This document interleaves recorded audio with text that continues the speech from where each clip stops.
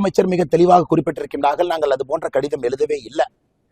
நாங்கள் நெல்லுக்கான ஊக்கத்தொகையை நிறுத்துங்கன்னு எங்கேயுமே சொல்லல. மத்திய அரசு சொல்லியிருப்பது மினிமம் சப்போர்ட் பிரைஸ் எம்எஸ்பிக்கு மேல, குறைந்தபட்ச ஆதரவு விலைக்கு மேல மாநில அரசு ஊக்கத்தொகை கொடுப்பதற்கு முழுமையா உரிமை இருக்கு. இந்தியாவில் எந்த மாநில அரசு என்ன வேணாலும் ஊக்கத்தொகை கொடுக்கலாம், நாங்கள் தடுக்க மாட்டோம்.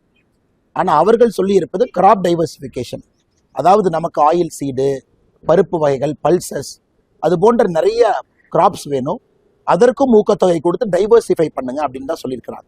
நெல்லுக்கு ஊக்கத்தொகை நிறுத்துங்கள் என்று எங்கேயும் சொல்லவில்லை என்று மத்திய நிதியமைச்சர் திருமதி நிர்மலா சீதாராமன் அவர்கள் சொல்லியிருக்கிறார். இன்னைக்கு முதலமைச்சர் மு.க.ஸ்டாலின் அவர்கள் காலையில இல்ல நீங்க சொன்னீங்க கடிதத்தை நீங்க வெளியிடுறீங்களா நாங்க வெளியிடுறீங்களா, கடிதத்தை வெளியிடுங்க. மத்திய அரசு நிதியமைச்சர் அவர்களே நாங்கள் ஊக்கத்தொகையை நிறுத்துங்கள்னு எங்கேயுமே சொல்லல.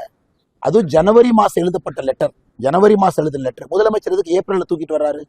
ஜனவரி மாசம், பிப்ரவரி மாசம், மார்ச் போய் ஏப்ரல்ல எலெக்ஷன் நேரத்துல இல்லாத ஒரு லெட்டர் தூக்கிட்டு வந்து அரசியல் செய்ய வேண்டும் என்று முதலமைச்சர் நினைக்கின்றார். ஜனவரி மாசம் லெட்டர் வரலாம், ஏன் ஜனவரியில் முதலமைச்சர் இதை பத்தி பேசல, பிப்ரவரி ஏன் பேசல?